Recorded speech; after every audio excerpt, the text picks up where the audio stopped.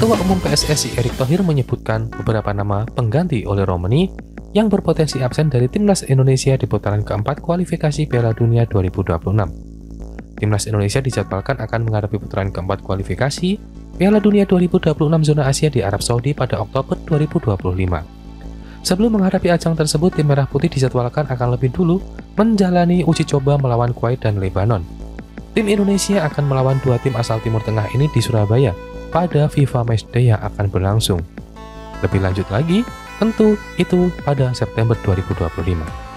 Namun jelang menghadapi agenda pada Timnas Indonesia ini, justru mereka mendapatkan kabar buruk.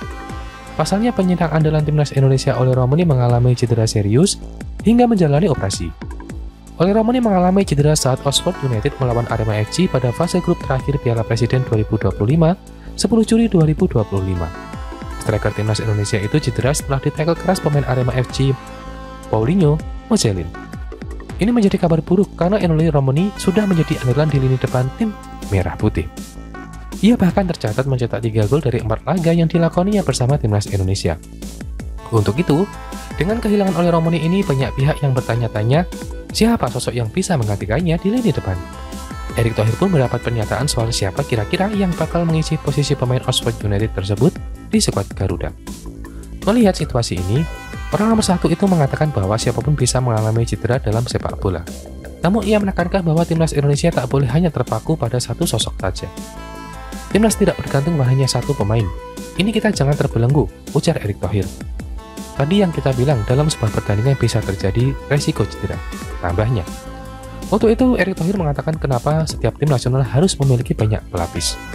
Ini diharapkan agar satu pemain cedera atau absen karena akumulasi kartu, dan pelatih tidak pusing mencari sosok pengganti karena memiliki pemain dengan kualitas yang sama. Oleh karena itu, Erick Thohir selalu menekankan pentingnya kedalaman skuad di setiap kelompok tim nasional. Menurutnya, kualitas antar pemain di tiap posisi harus merata agar tim tetap kompetitif meski terjadi pergantian pemain. Nah, itu ya yang selalu saya bilang. Setiap tim harus punya kedalaman minimal bisa 2x11 tim senior, bahkan 5x11 untuk tim U17, kata Erick Thohir. Pria yang juga menjabat sebagai Menteri BUMN tersebut mencontohkan situasi Timnas U23 Indonesia saat melawan Brunei Darussalam di Asian Cup U23 2025. Tim asuhan Gareth Vandenberg pada babak pertama sukses mencetak 7-0, tetapi performanya justru menurun di babak kedua. Menurutnya ini menunjukkan pentingnya memiliki pemain cadangan dengan kualitas setara. Kemarin juga sama ketika U23 kita half time 7-0. Di babak keduanya menurun dan Coach Gerald kan bilang dia akan review, jelas Erick Thohir.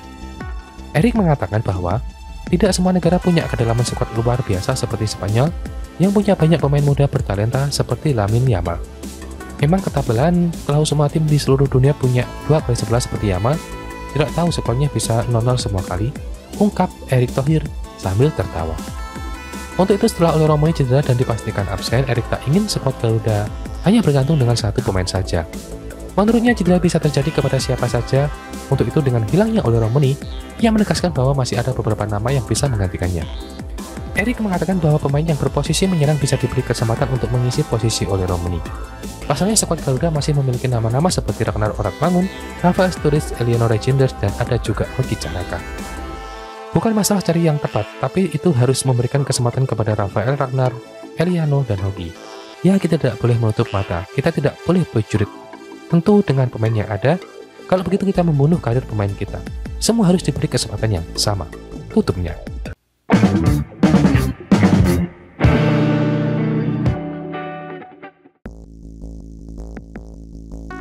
Pelatih Timnas Indonesia, Patrick Kluivert, masih merahasiakan siapa pemain yang akan menggantikan Oli Romani untuk FIFA Matchday September 2025. Romani dipastikan absen ketika Timnas Indonesia beruji coba dengan Timnas Kuwait dan Timnas Lebanon di Stadion Gelora Bung Tomo, Surabaya. Striker Oxford United itu di kasta kedua Liga Belanda juga diragukan bisa bermain dengan Timnas Indonesia dalam putaran keempat kualifikasi Piala Dunia 2026 zona Asia di Arab Saudi. Penyebabnya karena cedera yang dialami Romani di Piala Presiden 2025. Pemain berusia 25 tahun itu bahkan sempat harus naik meja operasi untuk memulihkan tulang kakinya yang patah. Meski begitu, harapan cemas juga Kluivert tetap berusaha menjaga harapan terkait kemungkinan Romani comeback ke Timnas Indonesia pada putaran keempat. Saya tidak berpikir seperti itu.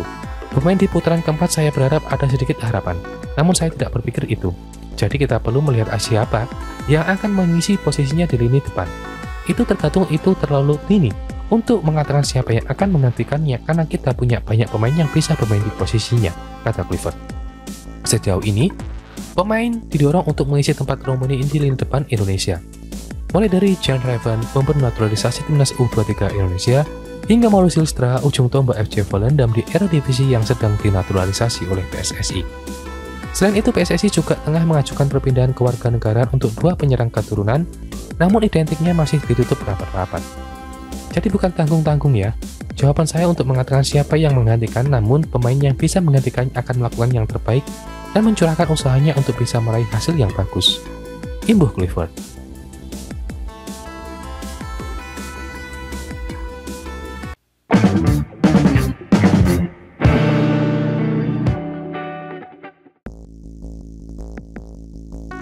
JICS mendapat wejangan dari legenda timnas Jepang dan jebolan Liga Italia Keisuke Honda. Beberapa radar tim Eropa mengarah ke JICS menyusul penampilan gemilangnya bersama Venezia. Inter Milan, Bologna, dan Udinese menjadi 2 klub yang dikabarkan meminati service back timnas Indonesia itu. Sepanjang musim 2024-2025, ICES mencatatkan 1 gol dari 35 pertandingan di Serie A.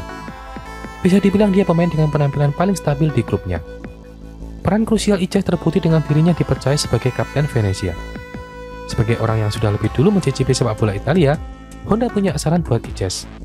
Sang palang pintu disarankan untuk memasang mimpi besar buat menggapai prestasi lebih tinggi. Saya pikir setiap pemain punya mimpi bermain untuk klub besar di Eropa. Saya salah satunya, ucap Keisuke Honda memberi pernyataannya. Jadi, menurut saya, pemain muda harus punya mimpi besar. Sebuah mimpi besar membuat Anda kuat dan mengatasi kesulitan. Memang tidak mudah, tapi mimpi akan selalu membantumu, tutur mantan pelatih timnas Kamboja itu. Honda merantau ke Eropa mulai 2008 dengan memperkuat Venlo di Belanda. Dia bermain selama 1 tahun bersama tim asal negeri kincir angin sebelum pindah ke Rusia. Honda sukses besar di sana setelah membawa CSKA Moskow meraih 1 titel Liga Rusia dan 2 Piala Liga Rusia dan 1 Piala Super Rusia.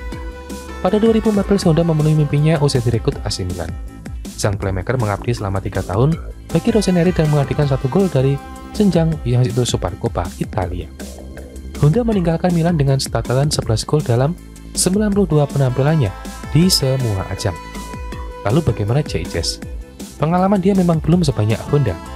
Lahir di Madrid, Belanda, ICES gabung Venezia mulai 2023. Total 66 partai sudah dilewati pria berumur 25 tahun itu bareng klubnya berjuluk Lionel Aletti itu.